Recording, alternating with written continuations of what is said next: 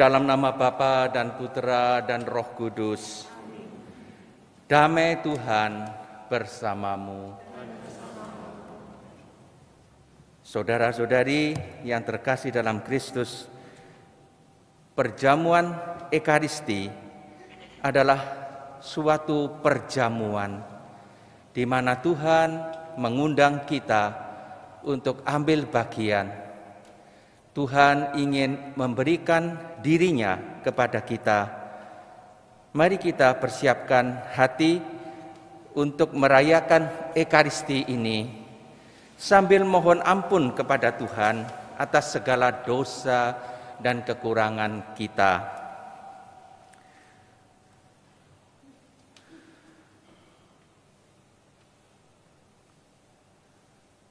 Saya mengaku kepada Allah yang Maha Kuasa dan kepada saudara sekalian bahwa saya telah berdosa dengan pikiran dan perkataan, dengan perbuatan dan kelalaian.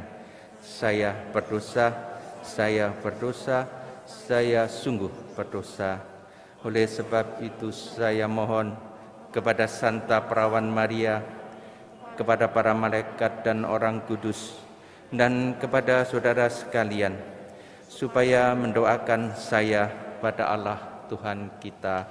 Semoga Allah yang Maha Kuasa mengasihani kita, mengampuni dosa kita, dan mengantar kita ke hidup yang kekal. Tuhan, kasihanilah kami. Kristus, kasihanilah kami. Tuhan, kasihanilah kami. Marilah berdoa.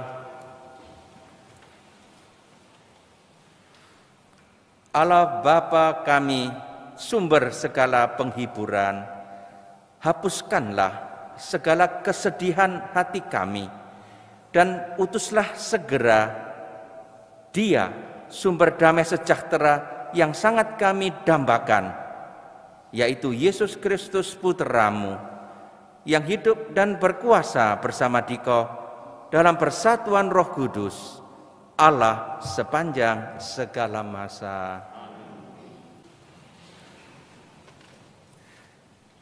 Saudara-saudari yang terkasih dalam Kristus, bacaan hari ini, baik bacaan pertama maupun bacaan Injil, berbicara tentang perjamuan yang diadakan Tuhan.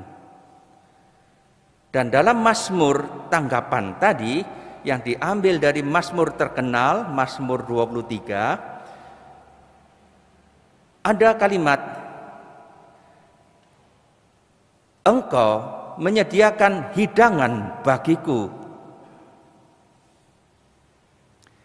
Jadi seluruh bacaan pada hari ini berbicara tentang perjamuan.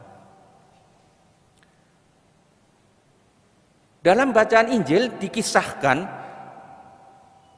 dengan versi berbeda, karena sebelumnya Yesus sudah menggandakan roti, tapi 5 potong roti, bukan 7.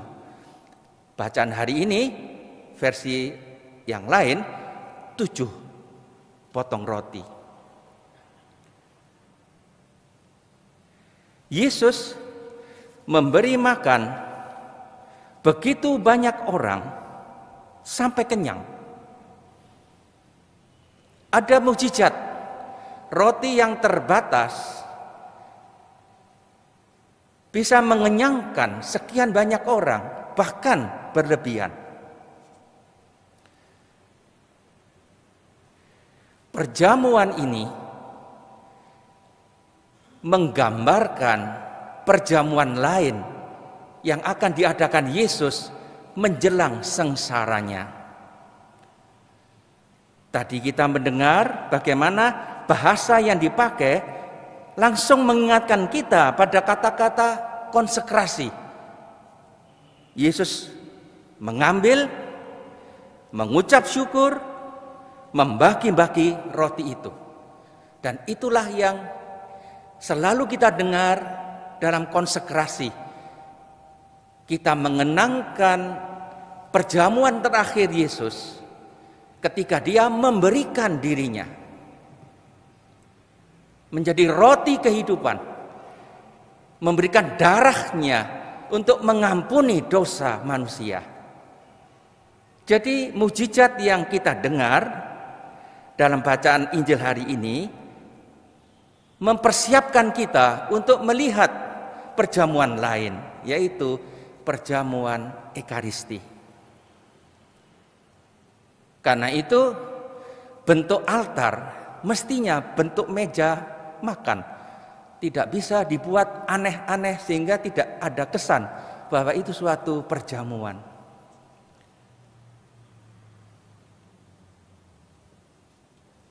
Perjamuan Ekaristi yang kita rayakan di dunia mempersiapkan kita pada suatu perjamuan lain lagi. Selama hidup di dunia, kita baru mencicipi sedikit suatu perjamuan abadi yang disediakan Tuhan. Perjamuan Ekaristi di dunia ini hanyalah persiapan, icip-icip dari suatu perjamuan abadi di sorga, di mana Tuhan akan menjamu kita, di mana keselamatan yang ada digambarkan dalam bacaan pertama sebagai suatu perjamuan yang mewah. Anggurnya luar biasa enak karena tua benar, makanannya mewah, ada lemak dan sumsum. Dan pada waktu itu Tuhan akan menghapus air mata dari semua orang. Apa yang digambarkan dengan indah dalam bacaan pertama menurut gaya zaman itu, perjamuan yang mewah, hanyalah gambaran dari perjamuan abadi di surga. Dan Ekaristi adalah awal. Para saudara yang terkasih, inilah makna dari bacaan-bacaan hari ini. Dan dalam Mazmur tanggapan dikatakan, Engkau menyediakan hidangan bagiku, dan aku akan diam di dalam rumah Tuhan sepanjang masa. Lalu apa yang menjadi motivasi Tuhan memberikan perjamuan ini? Tadi dikatakan, Yesus berkata, hatiku tergerak oleh belas kasihan kepada orang banyak ini. Kata tergerak hatinya beberapa kali kita dengar dalam Injil. Kata kerja ini anehnya berasal dari kata benda yang artinya isi perut. Jadi kata tergerak hatinya itu mau mengatakan bahwa Yesus begitu kasihan sampai isi perutnya sakit. Seperti kalau kita sangat sedih, sangat ketakutan, perut kita sampai sakit. Itulah yang dialami Yesus ketika melihat orang banyak yang membutuhkan pertolongannya. Hatinya tergerak atau perutnya sakit ketika melihat mereka. Jadi motivasi Tuhan menjamu manusia tidak lain adalah karena Dia berbelas kasihan kepada kita.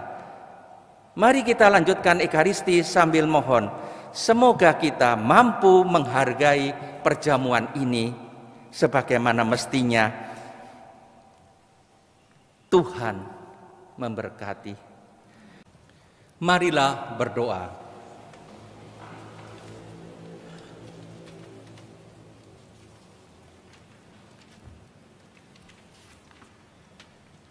Allah Bapa yang Maha Rahim, kasihanilah kami umat-Mu ini, sebab tanpa sabda-Mu kami tidak berdaya sama sekali.